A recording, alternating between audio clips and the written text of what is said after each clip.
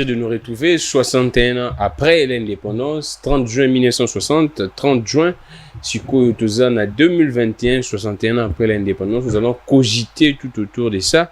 On a invité Nabiso, Torobé Tabongo, parce que dans tout le monde a message à département d'État américain, le but 61 ans après, parti Est, ils ont toujours n'a pas troublé, qui m'a été réitéré, soutien à un partenariat pour mettre fin et rétablir, si pas restaurer la paix à niveau ya Est.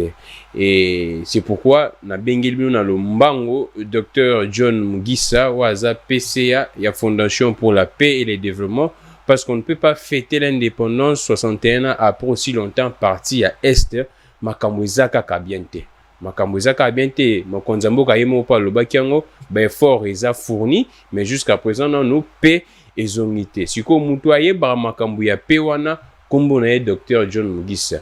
Tozara na habitude ya mbakaye awa expliquer bino makambo ebele e bokanga pe déjà makambo ebele e ba konzipe ba yeba makambo ebele suite ya ba intervention na concernant makambo pe torobé on peut na to revanda to bandi pe na lisolo indépendance total pe même implication to ça pe moi lien ce qui y a lien ya colonisation na makambo est o to lobela on penda to ça la pe bilan ya état de siège parce que depuis les 6 mai biso tout yebi parti ya Ituri na nord Kivu bazana état de siège, c'est tout ça la bilan karandenge ezalaka. Merci beaucoup à Steve Wazabongo na machine, Michael Juma na caméra, merci beaucoup Henri réalisation, Pasteur Gabin, Bishop Maf, je suis Grammy Clégan. Merci beaucoup pour votre fidélité na TVSCD émission Toto Mbolamboka chaque jour à partir il y a 17h30. Également sans oublier Dr John Mugisa, Azab ambassadeur de la paix. Le bel monsieur Otekole comment polémique entre Yena et Rasson parce que Rasson pas ambassadeur de la paix. Mais oh yabiso ne penda yeyo ya mayele belé. Alors Dr John Mugisa et sur makasi ya okuta suna bonne fête de l'indépendance également. Merci Ndeko Gramik. Merci le 30 juin tozo commémorer 61 ans depuis tozo indépendance. Bon tozo kobaka. Docteur John Mugisa, toi qui es dans le truc déjà parce que monsieur de ça na yo ezarana commenter à moi ezonga mingi les gens vous taxent des Rwandais ou bien des Tutsis. Qui a dit ça? Je suis congolais. Bah lui côté la morphologie na yo. Mais le Congo c'est comme ça. Congo ezanango kabo. On taxe tout le monde de tout et de rien. Moi, je suis tourien, je suis... Donc, vous avez des pères et des mères. Nicolo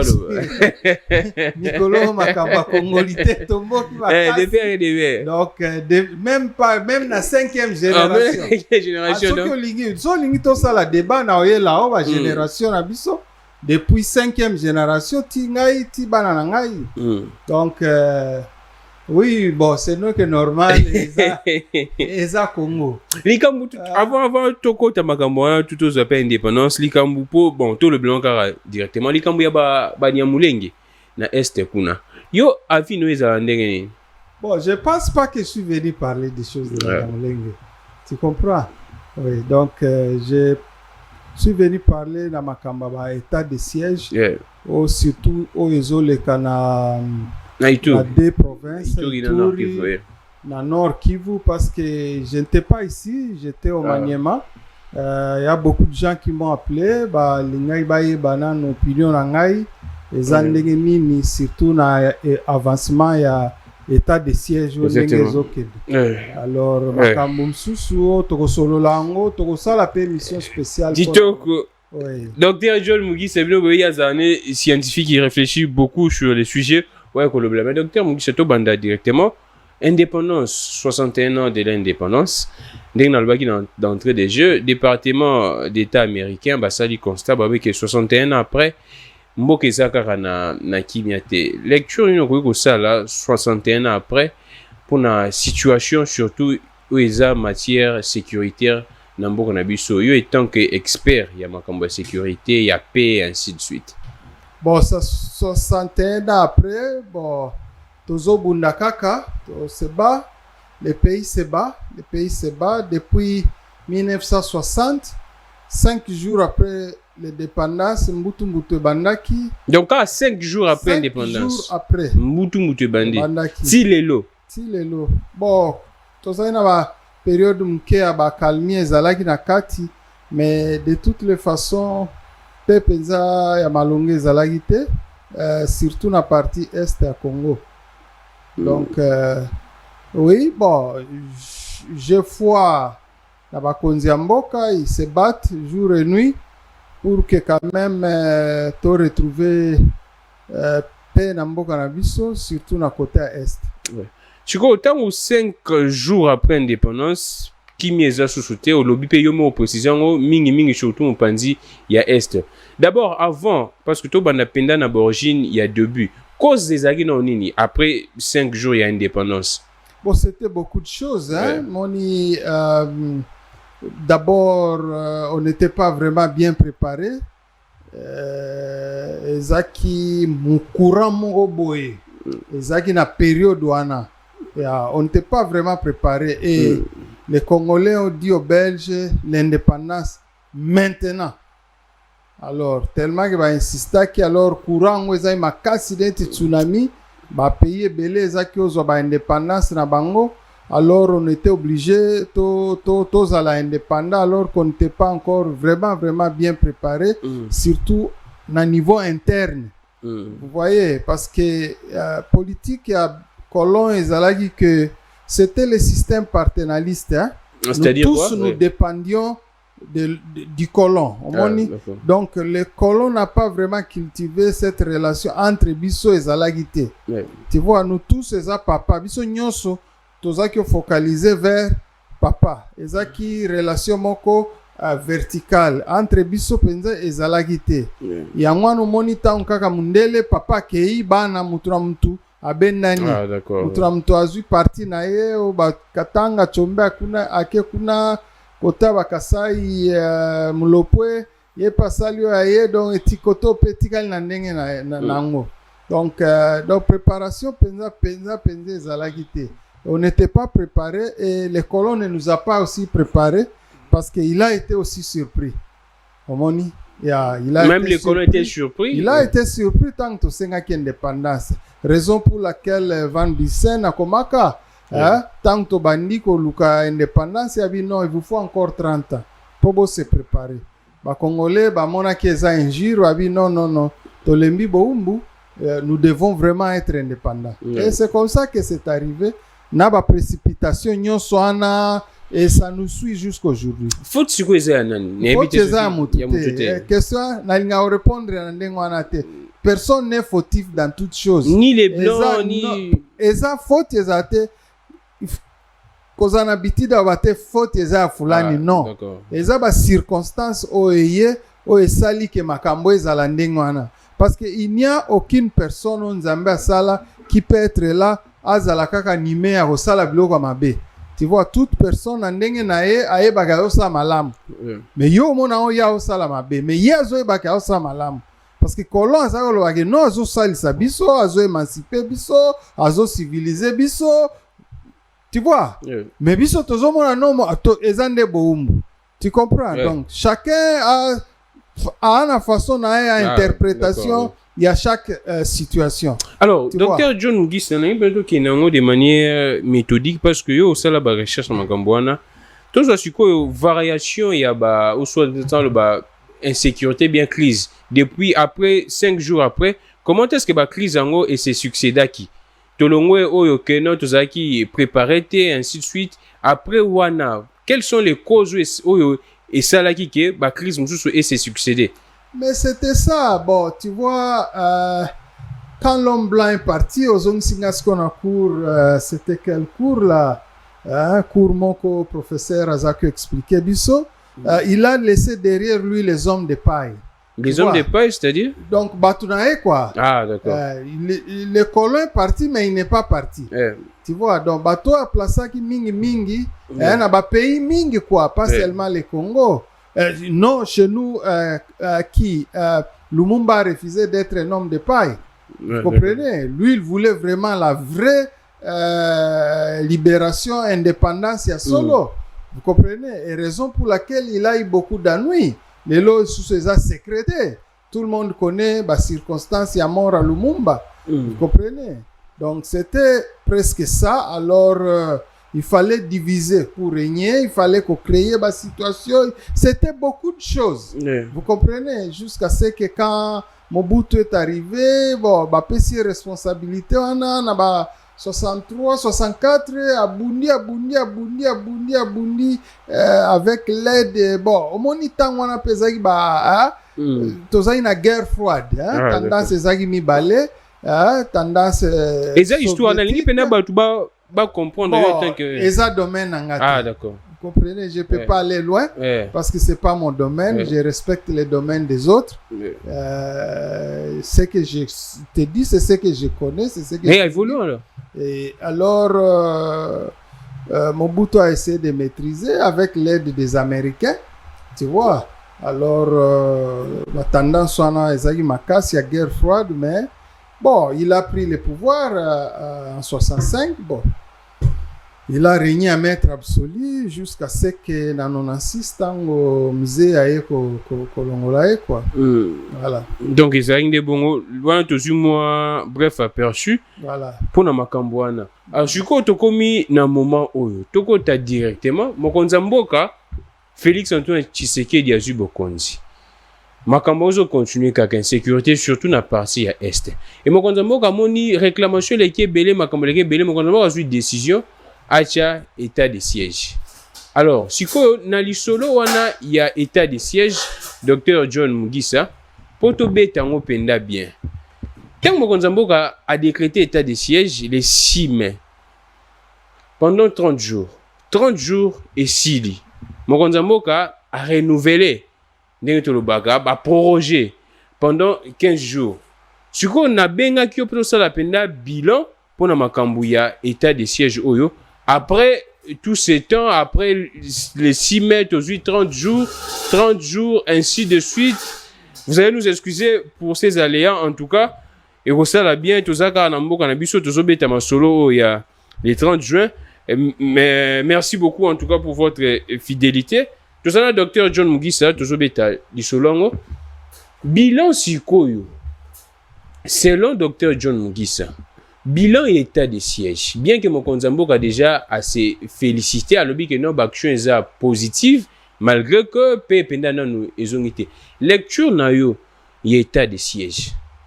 À mon avis, oui, bien sûr, bon. Beaucoup est en train d'être fait, ce qui est vrai. Je pense que déploiement est au salamanano. Déploiement penza nano silité. Si vous aviez suivi les médias, pas plus tard que la semaine passée, autorité sous politico-administrative, Ituri, comment on les appelle, bourgmestre, policier, militaire, bazwaki bibonga na bango, tu vois, donc c'est plus récent. Et puis même na Bunia, un nombre important militaires utiokoma. Donc moi je pense que nous sommes encore dans phase de déploiement. Toi nous en phase de déploiement. Oui, entre tape musalezo salama, bon.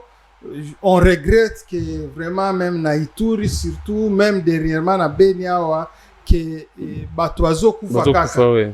Tu vois na kota Ituri na Boga na bachabi wana nde siko ekomi presque bastion ya ba ADF wana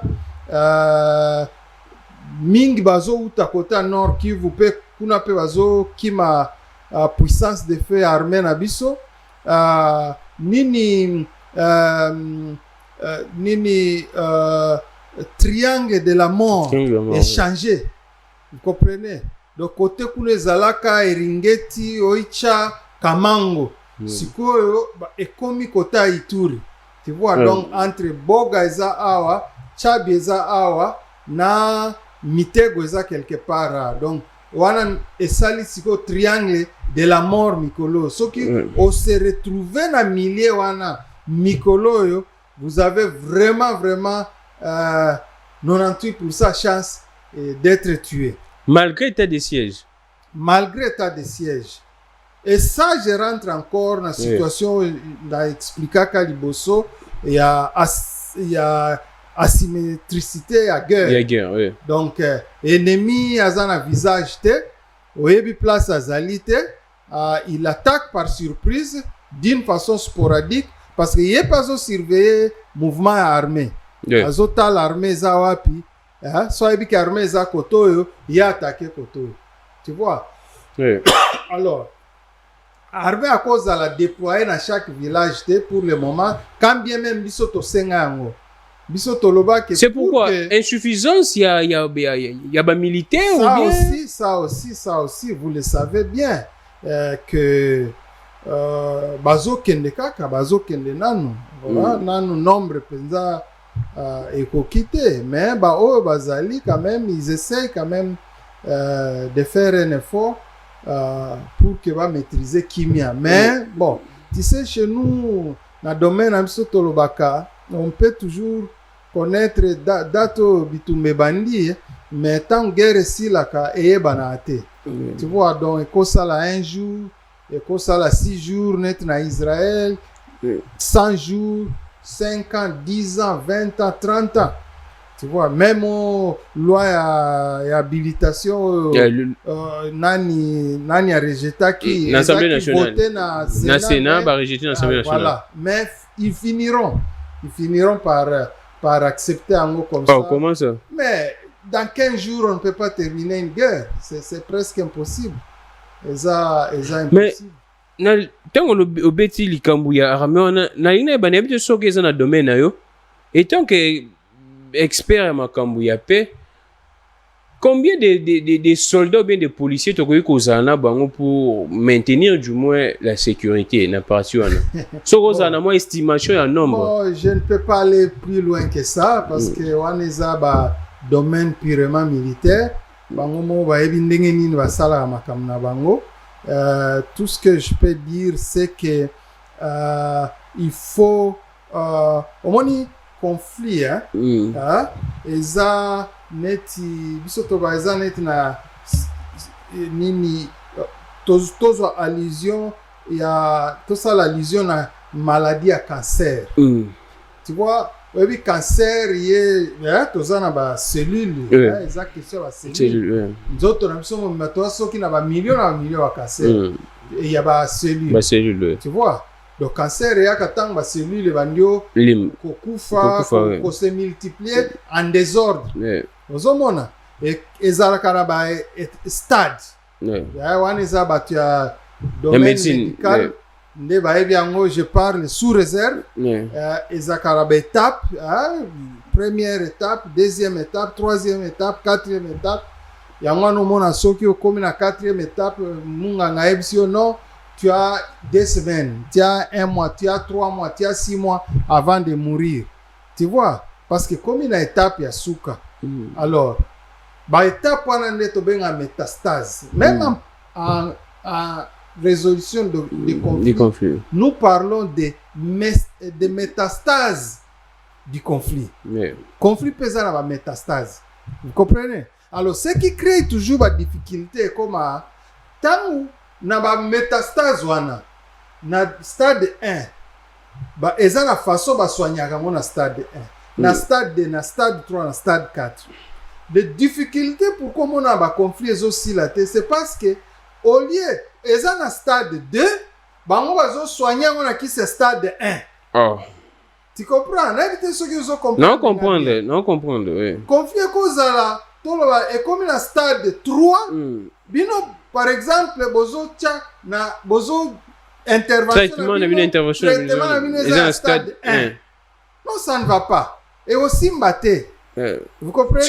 Donc ceux qui sont dans stade 1 vont appliquer peu approche à stade 1. Comment na stade 2, tina 3, tina 4. Comment siko batu ou soit ba konzi ba oyeba ke ou soit armée oyeba ke comme na stade 1, comme na stade 2, comme na stade 3. C'est ça le problème. Et c'est là où maintenant il faut toujours interroger les spécialistes. Il faut que les spécialistes ça là étude sérieusement pour comprendre que maintenant niveau conflit comme elisiko et ça na stade nini. Vous comprenez?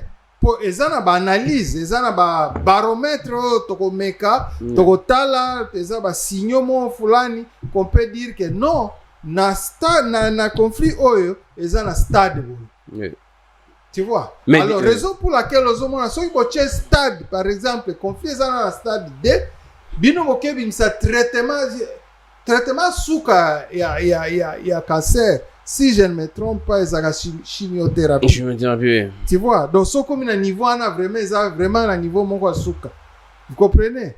Alors yo cancer ils ont un stade 1 ou 2, yo y a la chimiothérapie. On comprend que voilà. J'aime beaucoup ba étude ya paix. Eza étude science exacte. Même si les gens croient que eza science sociale ou science humaine, eza science exacte. Omoni batu, tu vois, batu bolanda biso tongo loba makambo bomi loba makambo la parbo zo bomba makambo susu na bomba nini j'explique oyebi ke me nani toke no de manière concrète nebi keza musala na yo esengi bafute loba mbongo mais to sala mo lecture mukie na situation o eza na este ekoki oza na stade nini. Pourquoi tu vas comprendre? Nebi keza musala mbongo faut pas foutre le mbongo. Non. Ça serait, je peux pas me prononcer maintenant. Ah, il faudra ça la étude. Je dois me mettre ce qui. Mais au quoi que ça là. Mais bien sûr, pourquoi pas? J'ai étudié pour ça, non? Si je voyage le monde aujourd'hui, ils ont na cadre de paix, sécurité, ils ont résolution des conflits, ils ont l'homme sous-souté. Donc problème il y a liboso c'est que ça non diagnostic ba tu ba pour makambo ele kana est ça na stade ni. Ils ont un niveau militaire, niveau ya kuna ya gouvernement. Ils ont yango na batu mingi. Et lo ka liboso état de siège depuis ezali batu bazokufa. Yango effectivement c'est ça le problème, c'est ça la grande question. Les lay person donc muto ya balabala o muto ya chaque jour. Selon iye azokanisa ke non état de siège bandi lelo solution maman. Et si ça c'est l'homme de la rue, l'homme il y a chaque jour. Mais c'est pas ça. C'est pas ça. Directement donc ça à côté. Directement tout côté selon docteur Mugisa. Bon, l'ici d'abord état de siège. C'est une bonne idée. Oui, c'est une bonne idée, mais la question est de savoir est-ce que Zaki na stade ya conflit. C'est ça maintenant. C'est ça, mais si on essaie de naïve na memelo de avoir. Pesa bongo. Chambongo ana na salle étude dans 2 semaines, 3 semaines na goye là ba conclusion. Ce qui te meki to aider ba continuer biso. C'est-à-dire que avant même ba décréter état de siège, c'est d'abord ba ça no diagnostic ba problème makamza na est na niveau na nini. Bon, peut-être basalaki yo ebi armée. Oui, c'est ça. Baloba makamute. Exactement. Peut-être qu'ils ont fait. Ah, d'accord. Ce n'est pas pour rien que ba décréta qui en haut. Donc c'est que moi étude mon renseignement militaire et salamaki ils ont trouvé que non. Mais faut ba comment na état de siège. Ngasuko no singa ba konzamboka na biki bolandaka biso mingi bolandaka be mission mingi makambutu ba service bazolanda. Bato modèle ne ya boy baza bato bengisa bo bengisi ye botuni ye expertise na botiele ba moyen parce que makambo zo bimisa bato belé baloba on te ka ba débat likolo to landa na TV ba politicien balobi boy bazo maîtriser tate mais yeyo ayeli bino maîtrise ayeli bino expertise alobi ke il faut diagnostiquer to déterminer stade nini après to juste ko ba solution appropriée mais to ko tasko na 4 états de siège to longwa na aspect que non to l'équipe déjà aspect il y a diagnostic ainsi de suite to juste ko solution ndenge mo konza mo ka proposer ki état de siège selon docteur Mugisa état de siège wana esengeli application na sa mande soit activité nini za na 4 état de siège. Voilà, ça c'est pour que état de siège soit efficace. Pour que état de siège soit efficace. Il faut d'abord on ngana yo to yebi. Eza fire. Eza moto. Azobeta. Wana nde ngai na yo to yebi. Mais au musalo renseignement militaire ezo sala ngana yo to yebi. Vous comprenez? Alors pour moi et ça je le dis honnêtement et c'est prouvé scientifiquement. Na bengi o aza o ana avis contraire aya. Ce qu'on doit faire, il faut tolongola conflit oyo na stade asymétricité. Ezala susu asymétrique te emata. En faisant quoi exactement maintenant? Toyoka. C'est très important. Exactement. Il faut que la guerre asymétrique. Donc, comme un stade asika. Ouais. Parce que la guerre asymétrique, c'est difficile d'identifier l'ennemi. Aza caché dans la population, aza caché dans la forêt, aza dans la place moko exacte, place moko kende ko lukaye exacte. Vous comprenez? Donc il faut tout un stade asymétrique, tout comme un stade symétrique. Ouais. Tu comprends?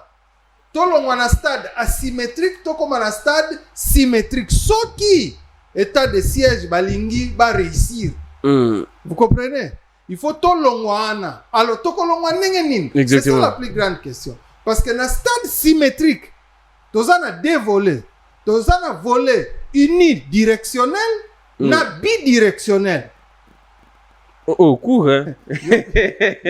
Donc, on n'a pas si. Oh, court, hein? On n'a pas si ça.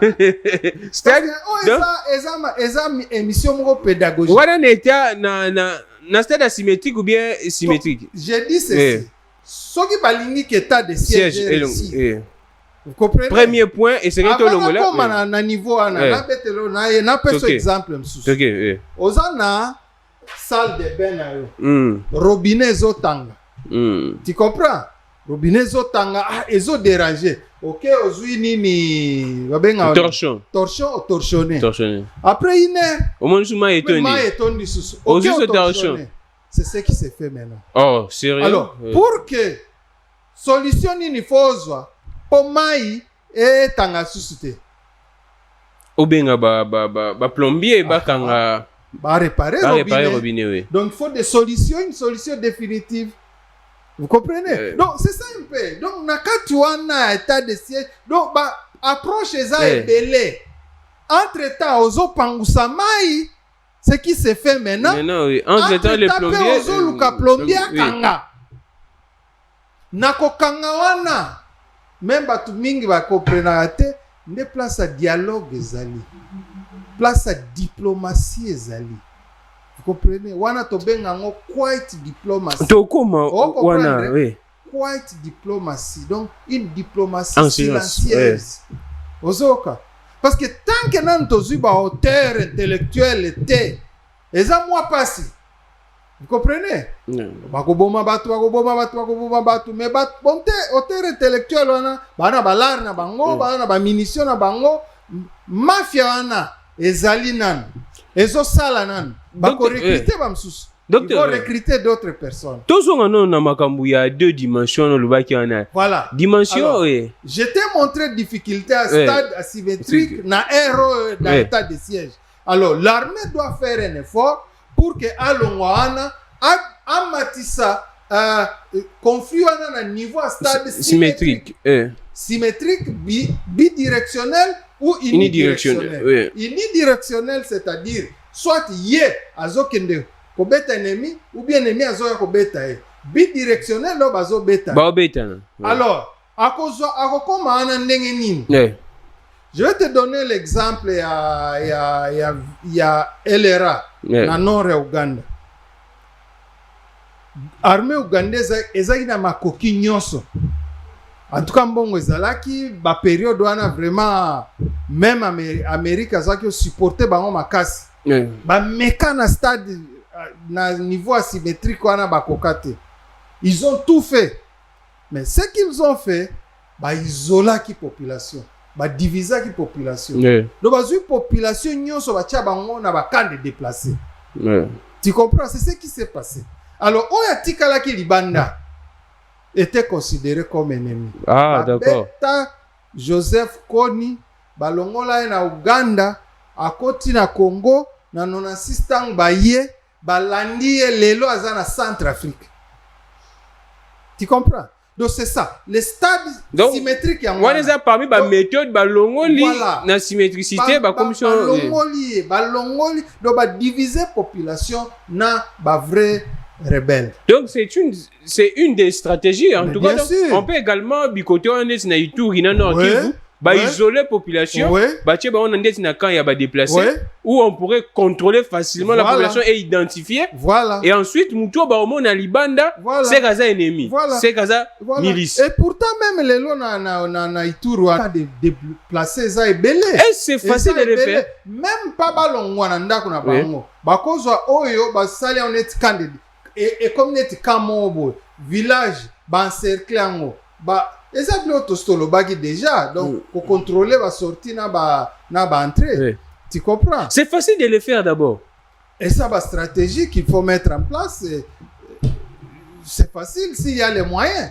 Ceux qui moyens zali. L'opéra moni ça la bango ba schéma na ba méthodologie nyonso comment il faut le faire. Bande robozo na ngai matière de les agitoko makasi ngana sepe nango oyelinga makambo ebele sika weza bana ba stratégie mo konzambo ka oluka ba minduki ezali yo banga bana ba stratégie mo konzambo ka oluka pour ça on a étudié ce n'est pas elo kwa ya lelo na lobité to sali ba étude vous comprenez même je voudrais rentrer un peu dans le niveau moko tu sais il y a un moment, les gouverneurs à Ituri, il n'a pas été peut-être bien compris. Tant Wayaki, Abandio Loba, non, azo ça la sensibilisation, nini na nini, bon, batu mingi ba mona ki ango mabe.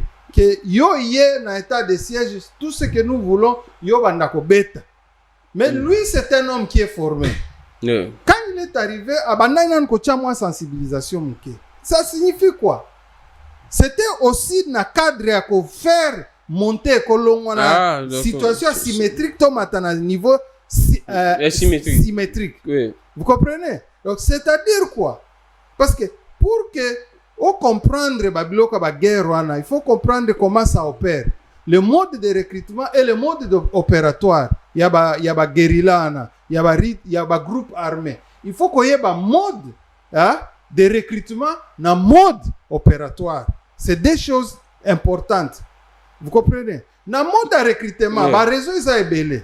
Mingi za peut-être ba kidnapping, ba kangi bango na makasi, bon misusu ezalaka ba vengeance, ba boma famille na tata. Ne ba komi ba na pe na kena milice, ba misusu ezalaka ngola, moni bo ba chemwa clar cop. Bon, au lieu aux ala chômeur na elote na kei. Ba susu les appelle au yenge kaka. Ezaka lo yenge pour ba master ba kei biso peto ken. C'est très important qu'on dissocie batouana. Tu comprends? C'est très important. Tu vois? Tant il y a ça le bana botika. Mais il était réaliste, ça ne signifiait pas que bango nyoso ba ngaba bim. Bao bakota na ba raison moko eza non fondé balandika ka ki master bon balongwa nan comme ça ya tika la fara na ba penza balingi penza bitumba et comme symétrie c'est ça la symétrie la guerre symétrique comme ça ezala bidirectionnel donc babeta na penda Rwanda nous tous nous savons que en tout cas ba rebelle ba na force ata mongote ya ko résister devant armée la mais ndenge batu baloba ke no bazana ba armée sophistiquée ainsi de suite lukuta mais ko le ka kongote mais yo yebi bon na zone isko na mode opératoire na bango mais okokuta groupe ya 20 milices 5 kaka nde bazana arme mais oui 20 personnes bazana ba arme blanche oui tu crois que 5 personnes mais bazo ko terroriser bien sûr mais baza 20 bazana arme blanche na ba arme à feu 5 armes à feu bao batikali bazana ma machette bazana ba konga je ne sais pas moi quoi vous comprenez yango na tango armée ya kabakimaka mais waneza imwa kala mais na niveau to komi lelo na Ituri na bazana mwa ba arme ba arme penze zali mais bazana ba arme lourde te bazana ba avion te bazana ba hélicoptère vous comprenez makambo sola est très important mandeko bozo landanga to panzi pena makambo ebele lelo elonga mone yesalanga esengo obeta masolo na ebite so bakonzi bazolanda ba enregistrer ta mission yo babenga biso parce que matière ezali méthode pena ya trouver solution pour la guerre à est wana ezali alors pour nous la paix parce que monsieur Sengele les 17h30. Il faut venir les 17h30. Na base to rozo ata deuxième partie na bi ozana na kin mikolo dia. Nazali na moi msalamu na osala. So na silisi je vais faire pour la semaine prochaine boké li sous. Oui, so na silisi je voyage encore. Alors, siko to betape approche et déranger moi batu tango batu Monique Paul Kagame tango a se prononcer le que non Rwanda aza partant pour que a contribué à la restauration et à la paix. Mais batu moni opena bien te batu le que Rwanda sengeno na banana aussi ko présenter biso excuse. Lecture na yo na makambo na Makamba conflit. Papa. Eza blague te. Eza neti na libala okangi mwasi na ona mobali mosusu me olimbisie ozongsie na ndako. C'est ça le conflit. Conflit eza bo. Mutu mususu pa kolwa jamais ekosalama kate kanga biloko na yo kende pa na bino. Nde attitude tozana ngo. Ah. Mais le président, et moi j'ai toujours aimé notre président, Zana Mbouania, il a la sagesse. Donc c'est sage. Oui. Est. Est, exactement. Les gens de l'Ituri, les gens de l'Est se sentent toujours oubliés. Donc, Kinshasa est Zamsika.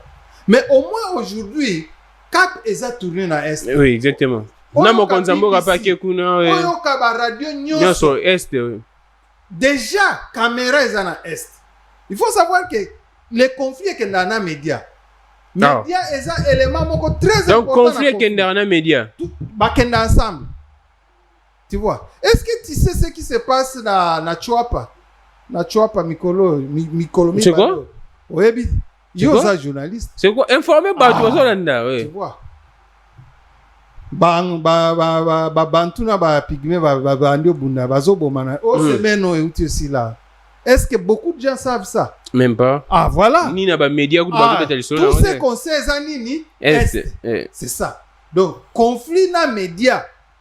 Eza courmo na kasi na tanga wapi je peux plus me rappeler dans un pays comme ça. Donc où on vous explique que média nde sala ka conflit ezala. Pour ceux média ezate boyeba makambo ezoleka te makambo ezoleka na Yemen kuna soki olanda média internationaux to oyeba te exactement so landi avant-hier ou 2 jours na Tigre kuna na Tigre en Éthiopie rebelle bazu ville wana tu comprends bazo l'action ya news na France 24 ozo comprendre mais soki olanda ka média te oyeba te. Donc au moins on a domaine sur 24 heures je passe au moins 4 heures na ba étude na ba recherche par jour. Donc la position du président de la République c'est sage. C'est très sage. Donc le président le fait kazana est wana. Ora na ezo kende. Ezo couvrir est wana mobimba. Na ba pays à est wana nyoso. Le fait qu'il est là aura na ezo rayonner. Sa présence seulement résout beaucoup de problèmes. Tu vois. Donc quand le chat est là, ba suri nyoso mutuna libulu na e. C'est ça. Mais ceux qui chat zate non, ba suri ba bimite. Au moins bilo mkyo tika ina mesa. Okutango. Est-ce okutango? Okutango jamais. Ba suri ba kolia po bango bana nzala. Bazana msala te, bakonaka te, balonaka te, balambaka te. Ozo kanga. Je pense que ozo comprendre. Non comprendre. Mais tant que chat zate, biloko zana, mais bako welela te. O comprendre. Mais sikoyo tant que chat zali, mutu na libulu na e. Suri nyoso akoti na libulu na e. Docteur John Mugisa, na lingi to bomba zongo deuxième partie au sala bien makasi. Okoyebisa na ba continue comme dernier message na peuple congolais au toazana SNA ou azana awa. Jusqu'à présent, biso toujours constaté des makambo zo kende armée na biso bazo sala ba progrès exploit ainsi de suite mais bazo bo mapé bato. Nangi avant que tu wana lecture na makambo explosion au sami na Beni. Mais ça tactique asika. Tu vois tellement que bazo fait makasi hein en tout cas va changer tactique. Donc c'est suite c'est métastasé. On comprendre et ça sous ba défaut baza boma batuna banini te ba changer siko. Toki que État islamique est revendiqué en OK. Bangonde baza auteur ya makambo. Est-ce qu'on ne sait pas qui ne sait pas que na ADF baza lié na ba État islamique. C'est connu de tout le monde. Et donc c'est un secret de polichinelle. Et c'est là où j'ai toujours eu peur. Ça me rappelle les mauvais jours que j'ai passés en Afrique de l'Ouest. Tango Boko Haram azaki makasi na biloko wana. Wana zo kanga na Nigeria, zo kanga ba lycéenne. On n'avait pas la paix. On n'avait pas la paix. Aux missions moko ba Nigeria au Boudango. Parce qu'on ne sait jamais qui est qui. Surtout au moni mutwalati banzambala bani. Moteme kei.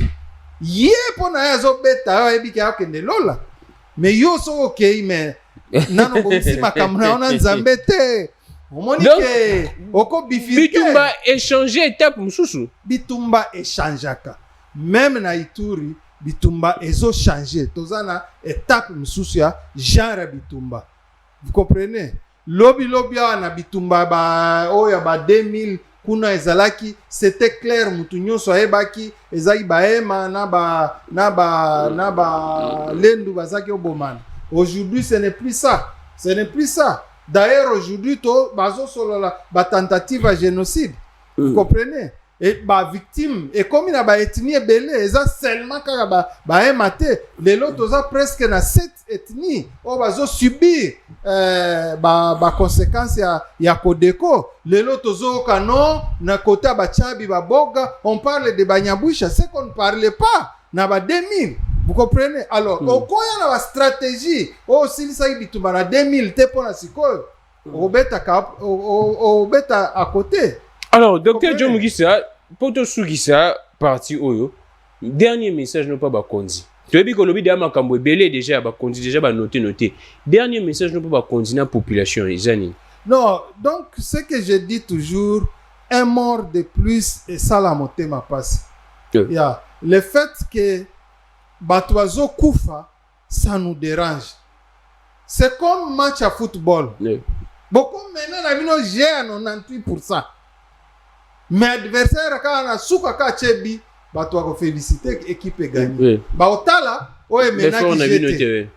et c'est ce qui se passe. L'armée est en train de faire un effort. Bazo Salam Makam Nyoso, Bakoki, na président Zosunga, il est vraiment déterminé pour que ba guerre wana sila, mais tant que batrocité batoazo kufa ezo bimaneti armée azo sale lokote. Non, bo se référer na match ya football et c'est ça l'image. Et j'espère vraiment, nazana Elikia parce qu'il faut vivre peu na Elikia que vraiment bitumba côté kuna ekosila. Mais quand je ne sais pas. Merci beaucoup, Dr. John Mugisa. Merci beaucoup. On a rappelé que Dr. John Mugisa, Aza PCA, président conseil d'administration et la Fondation pour la paix et le développement, Aza également ambassadeur et la paix, Aza expert dans Makambo Itali, maintien et la paix, dans la sécurité. Binomo Boyo Kindenge a Panzi matière. Non, c'est un peu de d'émissions partout dans le monde.